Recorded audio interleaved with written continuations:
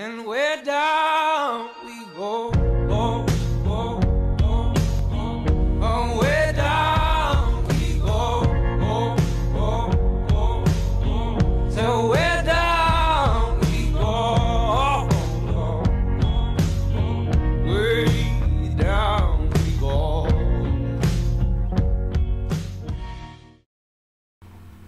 Bonjour à tous. Aujourd'hui donc review spéciale parce qu'on va goûter deux jus de chez Ladybug. Donc, pour ceux qui me suivent depuis un petit moment maintenant, certains avant même que je me lance dans les reviews d'ailleurs, vous savez que Ladybug et moi, ça n'a pas toujours été une grande histoire d'amour.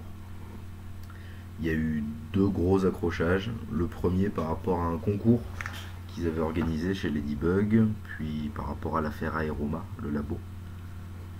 Donc, en gros, à ce moment-là, Ladybug s'était blacklisté, comme pas possible, je voulais plus en entendre parler, clairement. Et arrive la Vape Expo, donc celle de Paris, le samedi soir, donc après une journée de déglingo, faut dire ce qui est, on en avait plein les pattes, tous, je pense. J'allais rejoindre l'équipe Ailic qui était sur le stand Vape Extrême avec Ludo et Jimmy pour l'apéro. Donc là j'étais en 4ème vitesse, il y avait... Fallait voir s'il restait du champomis. Et donc du coup, je marche dans les allées du truc, une personne m'appelle. Alors déjà ça c'est concept, parce que là bon, au niveau des reviews ça monte tranquillou, mais je suis nobody dans le milieu. Une personne qui m'appelle par mon prénom dans un couloir, c'était soit très bon, voilà, soit bah fallait qu'on investigue un peu plus, quoi. Donc je me retourne et je tombe sur un grand monsieur, costaud, Je lui serre la main, je lui souris, parce que putain, une personne me reconnaît à la Vape Expo, huge. Et donc il se présente et me dit que c'est Mike de chez Ladybug. Et là je me dis, oh, s'il y a combat à mort, je serai en désavantage, il a l'avantage physique. Et donc voilà, finalement on s'est assis, on a discuté. Il y avait Céline qui faisait la médiatrice à côté, on lui fait un bisou d'ailleurs. Et puis on s'est rendu compte que c'était parti d'un putain de malentendu cette histoire, et qu'on avait été aussi con l'un que l'autre dans nos réactions.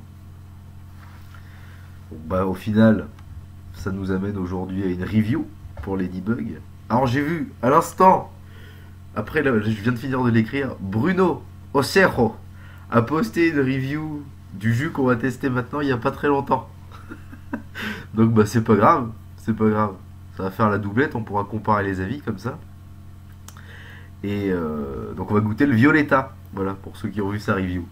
Donc Violetta, sur le papier, on est sur un flan de queso aromatisé à la violette et agrémenté d'une pointe de miel.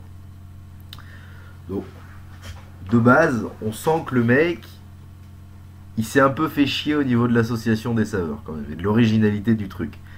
Il n'a pas sorti un citron framboise frais. Voilà, donc sur le matos, on est toujours sur Petite Box Pindad. Le montage double InnoWire 24 gauge en spire espacé, on tombe à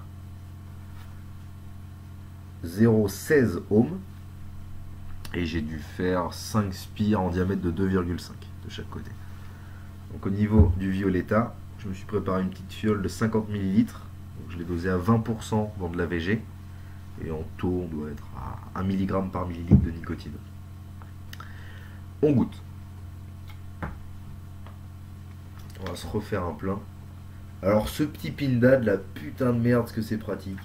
Ils ont mis une vis percée au milieu. C'est l'inverse d'un bottom feed en fait. Là tu sconques pas, mais tu ajoutes ton jus par un système, une sorte de pompe pression-dépression dans ta cuve. C'est putain de bien pensé, faut dire ce qui est. Voilà, donc on se goûte ça, le Violetta de chez Ladybug.